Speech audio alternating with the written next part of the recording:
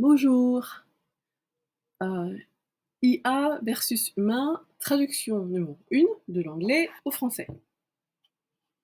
Alors, avant de commencer la traduction, donc je vous rappelle ceci, les textes, vous trouverez des textes traduits de l'anglais au français et des cours de traduction sur, toujours de l'anglais au français, sur notre site web anglais11c2.com. Vous pouvez y accéder soit en cliquant sur ce QR code bleu ou en tapant sur un moteur de recherche anglais11c2.com et cliquez sur l'onglet texte traduit et texte traduit de l'anglais au français. Vous tomberez sur la page sur laquelle vous trouverez des liens vous renvoyant vers du texte traduit et également une offre de cours de traduction. Alors, également, autre info, vous trouverez sur grammairanglaise.fr notre livre de traduction, dont notre manuel simplifié des techniques de traduction de l'anglais au français. Il est disponible en ligne dès 3 €, donc format digital, et il est également disponible au format broché. Vous pouvez le commander et le recevoir chez vous. Les frais de livraison sont offerts dans la plupart des pays européens. Alors le texte maintenant, donc c'est un news article, donc ça a été écrit il est récent, hein, ça date du 4 août 2024 par Jonathan Amos et Aaron Revolt. Il est extrait de la BBC News. Alors, le principe, ça sera le suivant. Donc, j'ai compartimenté le texte, l'article donc en plusieurs sous-paragraphes. Donc, en bleu, vous aurez la partie anglaise, le texte en anglais. En rouge, la traduction proposée sur Internet que j'ai trouvée sur un moteur de recherche, la traduction IA, intelligence artificielle. Et en vert, ma traduction. Donc, je rappelle que je suis traductrice. Je suis prof d'anglais, auteur de livres de grammaire anglaise. Et je suis également traductrice. J'ai passé des examens de traduction. D'accord? Donc voilà. Alors on commence. World's biggest iceberg spins in ocean trap. Donc, traduction IA, le plus gros iceberg du monde tourne dans un piège océanique. Alors, quand je souligne des mots, c'est qu'il y a des trucs qui vont pas. Alors, j'ai souligné gros, pourquoi gros? Parce qu'en fait, alors, je veux d'abord passer à ma traduction. Donc, moi, ma traduction, ça donnera le plus grand iceberg du monde tourne en rond, coincé dans un piège océanique. Alors, pourquoi je choisis grand et non pas gros? Parce que quelque chose peut être petit et gros, d'accord? Par contre, quelque chose ne peut pas être petit et grand. Or là, un iceberg, c'est grand. Donc d'où, moi, j'ai plutôt préféré utiliser grand que gros, d'accord? Et tourne, alors, j'ai rajouté tourne en rond, parce qu'en fait, c'est le cas. Alors, un conseil, si vous voulez traduire, lorsque vous devez traduire un texte, en général, le titre, il faut le traduire à la fin. Pourquoi? Parce qu'en fait, il faut le traduire à la fin, après avoir lu le texte dans sa totalité, parce que cela vous permet de comprendre de quoi il s'agit dans le texte. Cela vous permet d'intégrer le texte, de le saisir, oui, de le comprendre dans sa totalité. Et après, et cela vous permettra de mieux traduire le titre, parce que le titre, en général, résume le texte. D'accord? Donc, tourne en rond. Donc, je choisis tourne en rond et non pas tourne, parce qu'en fait, on peut tourner en se déplaçant. Or, cet iceberg-là, en fait, il tourne en rond, il ne se déplace pas, il reste au même endroit. D'où tourne en rond et coincé. Pourquoi coincé? Parce qu'en fait, il est dans un piège. En anglais, c'est écrit spins in ocean trap. Donc, il est piégé, en fait. Du coup, mais piégé, donc coincé. En fait, parfois, lorsqu'on fait de la traduction, parfois on peut effacer des mots pour mieux traduire parce que les langues sont différentes. Mais parfois, on doit rajouter, c'est ce qu'on appelle de l'étoffement. On doit rajouter un mot, quelques mots, une phrase, pour que la traduction soit plus fluide et, et correcte, en fait, tout simplement. Donc, d'où le plus grand iceberg du monde tourne en rond, coincé dans un piège océanique. Voilà. Donc, en fait, vous retrouverez les règles de la traduction, tous ces procédés qui vous permettent de mieux traduire dans le, euh, dans le manuel. Donc, je vous remontre. Dans le manuel simplifié des techniques de traduction de l'anglais au français que vous trouverez sur grammairanglaise.fr. D'accord? Alors, on revient à la traduction. On continue. Alors, something remarkable has happened to A23A, the world's biggest iceberg. Iceberg, pardon. Quelque chose de remarquable est arrivé à l'A23A, le plus gros iceberg du monde. En sachant que iceberg ne se traduit pas en français, ça reste iceberg. Donc quelque chose d'extraordinaire est arrivé à l'A23A, le plus grand iceberg du monde. Là, en fait, sur le moteur de recherche, ils ont choisi remarquable. Moi, j'ai choisi extraordinaire. Après, c'est pareil, c'est équivalent, il n'y a pas grand-chose à dire. Et après, grand, j'ai ressouligné grand parce que c'est grand et non pas gros. Grand est plus indiqué dans cette situation. D'accord? On continue.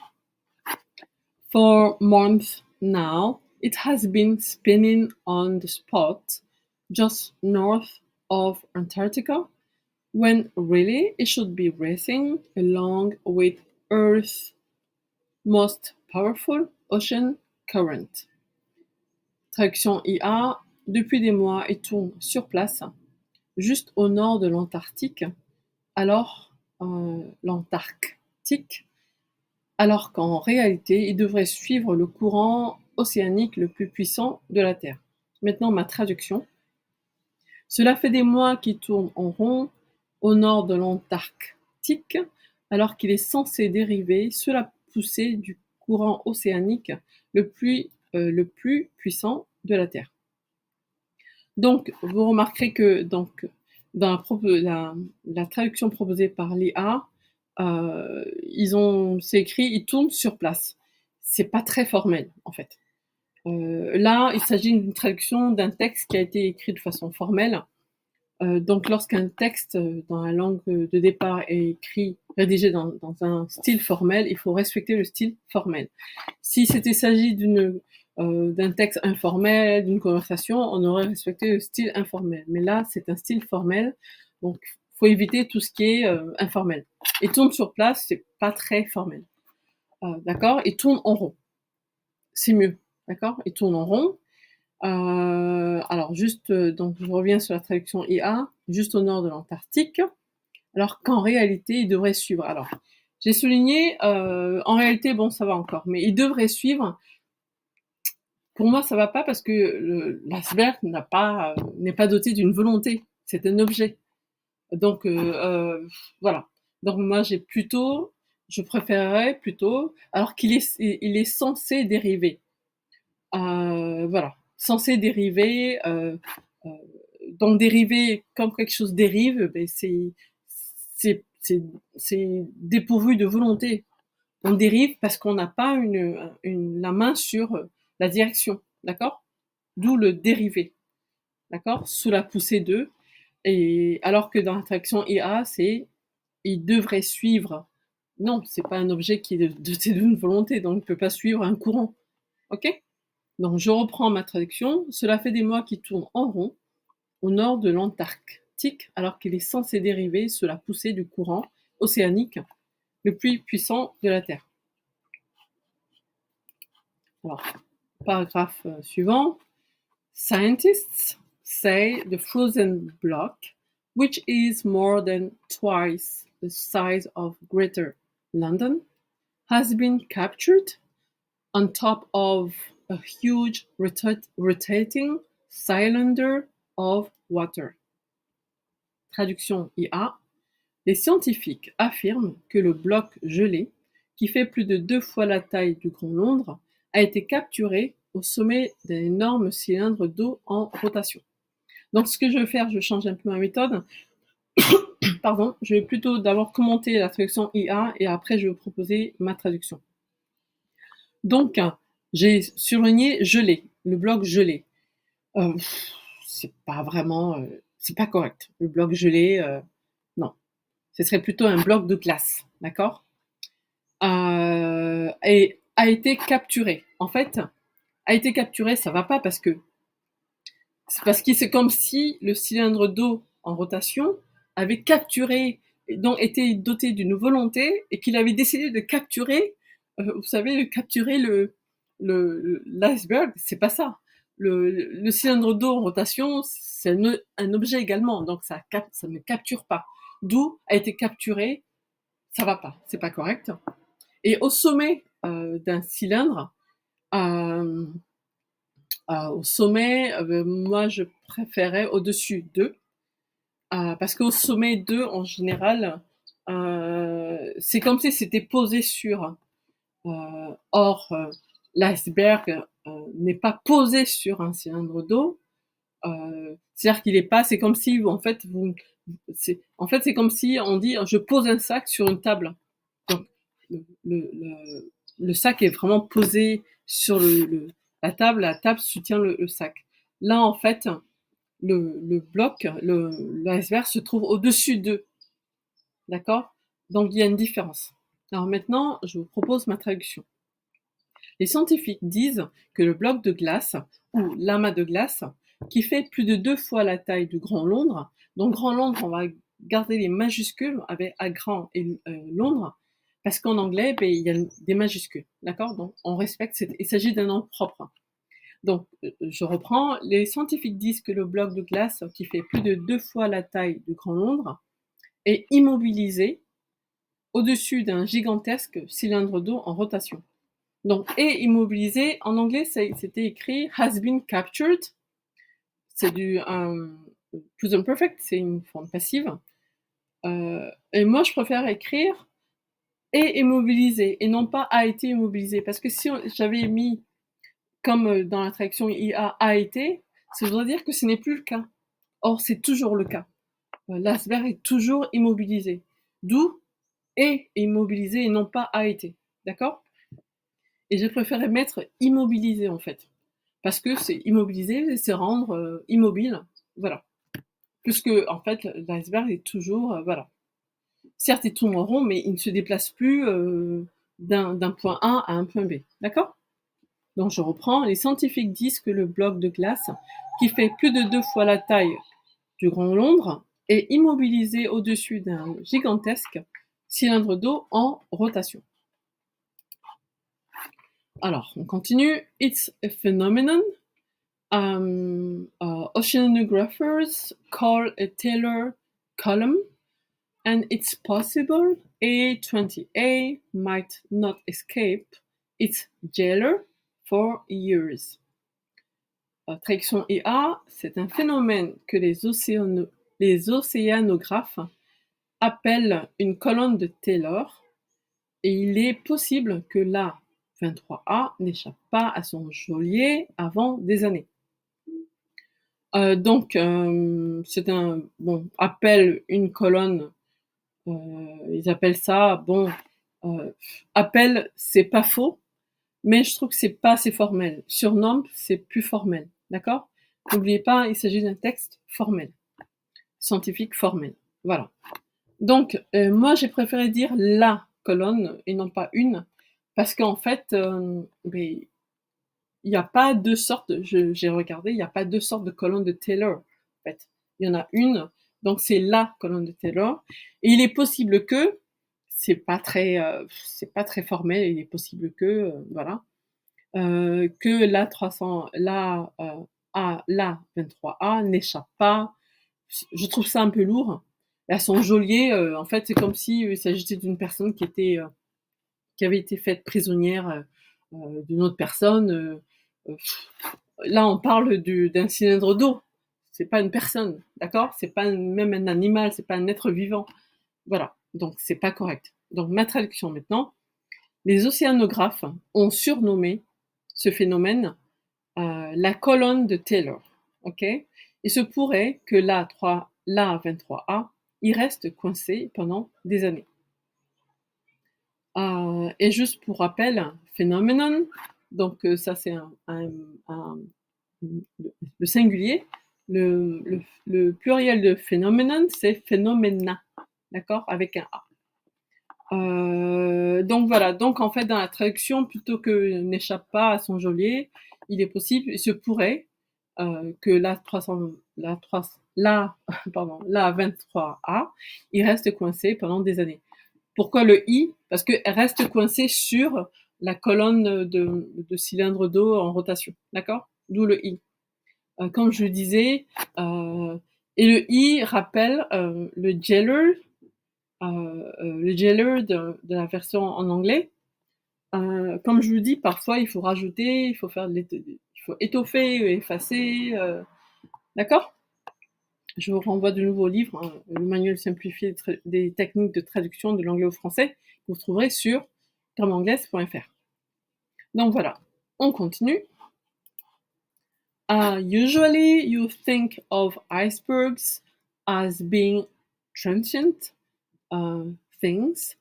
They fragment and melt away, but not this one, observed polar expert, Professor Mark Brandon. Traduction IA. Habituellement, on considère les icebergs comme des objets éphémères. Ils se fragmentent et fondent, mais pas celui-ci, a observé le professeur Mark Brandon, expert polaire. Donc, éphémère. Pourquoi j'ai souligné éphémère? Parce que éphémère, c'est vraiment quelque chose qui est éphémère, c'est quelque chose qui apparaît et qui disparaît de suite. Or, je me suis renseignée, les icebergs, en général, mettent entre en général 2 ans. 2 ans, alors je vais vous dire ça, ils mettent en général 2 ans pour fondre. Entre 2 ans et 10 ans. D'accord? Donc on peut pas dire qu'ils sont éphémères. Éphémère, c'est quelque chose qui apparaît et disparaît très vite. Donc je préférais temporaire. D'accord? Temporaire, ça montre que c'est quelque chose qui n'est pas définitif, mais qui peut quand même durer un certain temps. En traduction, les mots ont un sens. Et surtout, il est important de respecter la traduction d'origine. D'accord? Voilà. Donc, alors, et j'ai également souligné expert polaire. Alors, pourquoi j'ai souligné expert polaire? Parce que c'est pas tout à fait correct. En tapant expert polaire sur un moteur de recherche, on va tomber sur les polaires, vous savez, les vêtements, les vestes polaires dans Saucère, voilà. Donc, je propose ma traduction. Ça donne l'idée que l'on se fait généralement des icebergs, c'est qu'ils sont temporaires.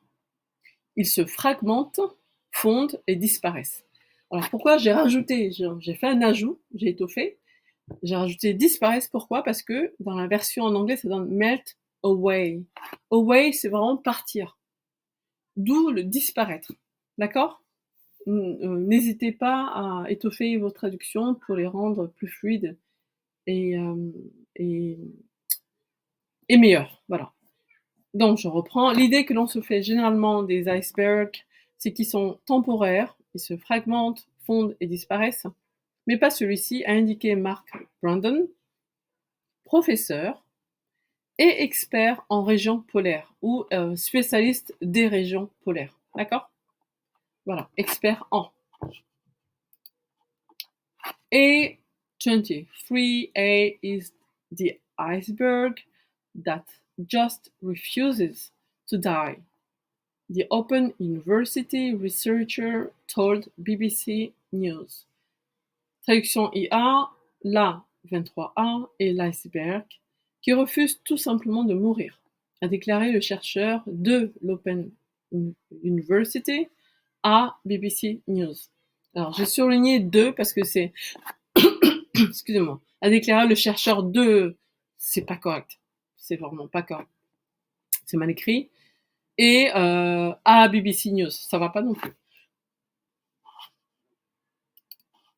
Alors, ma traduction... Excusez-moi. La 300... pardon. La 23A et l'iceberg qui refuse de mourir, tout simplement, a indiqué le chercheur en poste A. D'accord? C'était un professeur qui est en poste A. Ok? Le chercheur en poste à l'Open University. Alors, l'Open University, on ne va pas le traduire, on ne va pas dire université ouverte, parce qu'il s'agit de noms propres. Vous verrez qu'il y a des Open, c'est en majuscule, et University, c'est en majuscule également. Donc, ce sont des noms propres, ça ne se traduit pas. Et j'ai rajouté à la BBC News, parce que c'est sous-entendu la chaîne BBC News, d'accord? Donc, on ne dira pas à BBC News, donc je reprends la 23A et l'iceberg qui refuse de mourir tout simplement, a indiqué le chercheur en poste à l'Open University à la BBC News. Continue. The berg's longevity is well documented.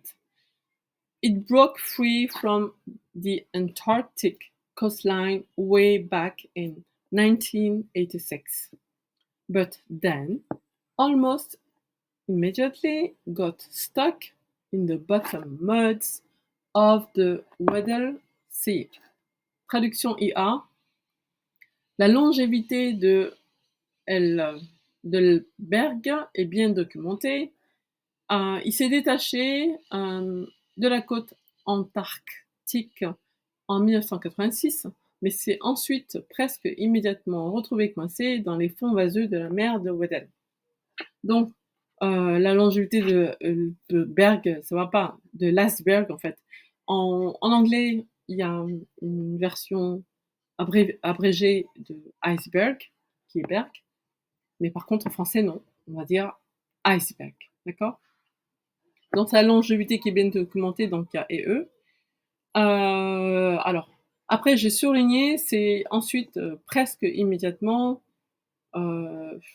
presque, je trouve que c'est pas assez relevé comme vocabulaire, c'est pas assez formel. C'est pour ça que j'ai surligné. D'accord? Donc, ma traduction, la longévité de l'iceberg est bien documentée.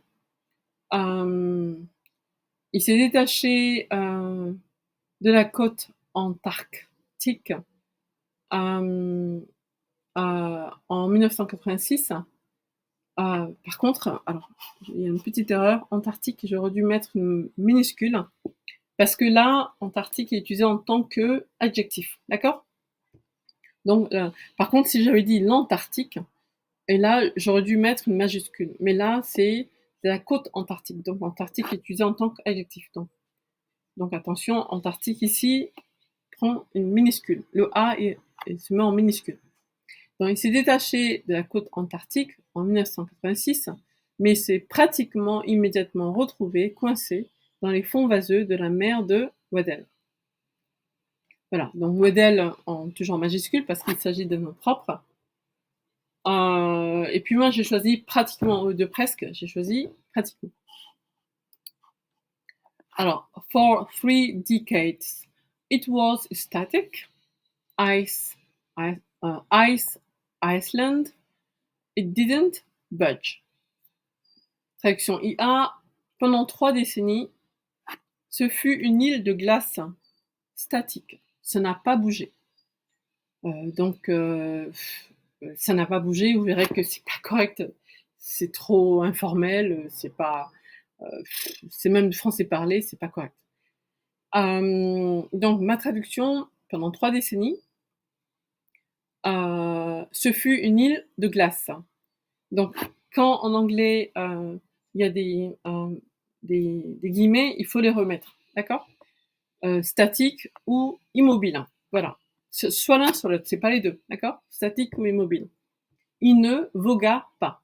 Alors, le A, j'ai mis en majuscule, à voguer, parce que, en fait, il faut utiliser du passé simple en français, d'accord? Pourquoi? Parce que dans la France, on dit pendant 3 décennies, ce fut. Donc, c'est du passé simple. Du coup, tout le paragraphe doit rester au passé simple, en temps normal. D'où il ne vogua pas.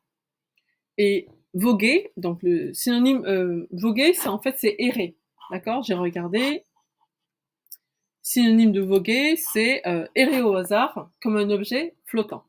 D'où voguer. D'accord? Voilà. On continue. It wasn't until 2020 that it refloated and started to drift again, slowly at first, before then charging north towards warmer air and waters. Traduction IA. Ce n'est qu'en 1920, en 2020, qu'il s'est renfloué et a recommencé à dériver lentement au début avant de se diriger vers le nord, vers de l'air et des eaux plus chaudes. Alors, j'ai souligné qui c'est, parce qu'en fait, souvenez-vous, je lis dans le paragraphe d'avant, il fallait utiliser le passé simple. Donc, on continue d'utiliser le passé simple. Donc, se renfloua. Moi, j'ai préféré se remettre à flot, mais bon. Et à recommencer, et recommença, d'accord? Alors, j'ai souligné également, avant de se diriger vers, comme je le disais en début de traduction, l'iceberg n'est pas doté d'une volonté. Il choisit pas, il se dit pas, tiens, oh, je vais me diriger vers des airs, vers un endroit où l'air est plus chaud et l'eau est plus chaude. Non, non, c'est pas ça. Un iceberg n'est pas doté d'une volonté, donc ça sera pas, il se dirige pas. Ok? Et là, il y a une répétition de vers le nord, vers de l'air. C'est plutôt confus. Alors, ma traduction, ce n'est qu'en en 2020 qu'il se remit à flot, assez simple, et recommença à dériver. Lentement au début, avant de voguer vers le nord, où, avec accent, l'air et les eaux sont plus chauds. Alors, pourquoi plus chaud et non pas plus chaude? Parce que, en français, si ça avait été où l'air, où les eaux sont plus chauds, si c'était juste où les eaux, on aurait mis chaude, on aurait accordé au féminin. Mais en français, si par exemple il y a un sujet féminin, non, un sujet masculin et que 10 sujets féminins, on accorde tout au masculin. C'est comme ça, en français. D'où où l'air et les eaux sont plus chauds, parce que l'air est chaud. On ne dit pas l'air est chaud, c'est un masculin, d'accord? Donc je reprends. Ce n'est qu'en 2020 qui se remit à flot et recommença à dériver lentement au début, avant de voguer vers le nord, où l'air et les eaux sont plus chauds. Alors, je vous rappelle, vous trouverez des textes traduits de l'anglais au français et des cours de traduction de l'anglais au français sur notre site web anglais a1c2.com. D'ailleurs, au passage, et vous trouverez le manuel simplifié des techniques de traduction de l'anglais au français qui est disponible dès 3 € sur notre site grammairanglaise.fr. Donc je vous dis merci d'avoir liké la vidéo. Merci de liker la vidéo, merci de la partager. Merci de vous abonner à notre chaîne YouTube et je ferai d'autres traductions. J'aime bien traduire en fait et expliquer, et je posterai également la traduction sur le site anglais1c2.com. Et je vous rappelle, voilà, vous trouvez sur grammairanglaise.fr nos 14 livres de grammaire anglaise et de vocabulaire anglais qui sont disponibles à la vente au format numérique des 3 € et au format broché, papier. Vous les trouverez également. Les frais de livraison sont offerts dans la plupart des pays européens. Et je vous rappelle également que sur anglais1c2.com, vous trouverez des ressources illimitées pédagogiques en anglais.